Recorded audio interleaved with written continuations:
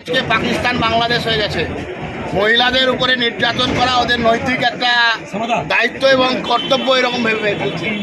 সেই জন্য আইনের শাসন রাখছে না, শাসকের আইন এখানে চলছে। তাই শাসক মনে করলে মহিলাকে বস্ত্র হনন করতে পারে, শাসন মনে করলে মহিলাকে নিয়ে ফুর্তি করতে পারে, এটা করতে করছে।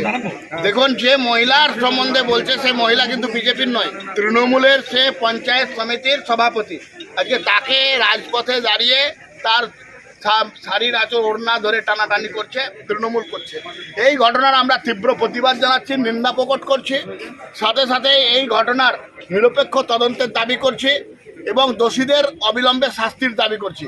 যদি শাস্তি না হয় দোষীদের, নারীর সুরক্ষার জন্য, নারীর সম্মানের জন্য আমরা নারী সম্মান যাত্রা যেমন করছি, এই নারীর সম্মানের জন্য আমরা যতদূর যেতে হয় যাব। এই লড়াই নারীর সুরক্ষার জন্য, নারীর সম্মানের জন্য লড়াই, আমাদের এই লড়াই চলছে।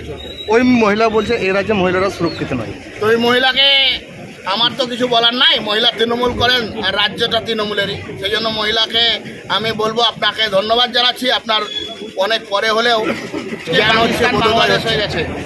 মহিলাদের উপরে নির্যাতন করা ওদের নৈতিক একটা দায়িত্ব এবং কর্তব্য এরকম ভেবে ফেলছে। সেই জন্য আইনের শাসন রাখছে না, শাসকের আইন এখানে চলছে। তাই শাসক মনে করলে মহিলাকে বস্ত্র হনন করতে পারে, শাসন মনে করলে মহিলাকে নিয়ে ফুর্তি করতে পারে, এটা করতে করছে। দেখুন, যে মহিলার সম্বন্ধে বলছে সে মহিলা কিন্তু বিজেপির নয়, তৃণমূলের সে পঞ্চায়েত সমিতির সভাপতি। আজকে তাকে রাজপথে দাঁড়িয়ে তার শাড়ির আঁচল ওড়না ধরে টানাটানি করছে, তৃণমূল করছে। এই ঘটনার আমরা তীব্র প্রতিবাদ জানাচ্ছি, নিন্দা প্রকট করছি। সাথে সাথে এই ঘটনার নিরপেক্ষ তদন্তের দাবি করছি এবং দোষীদের অবিলম্বে শাস্তির দাবি করছি।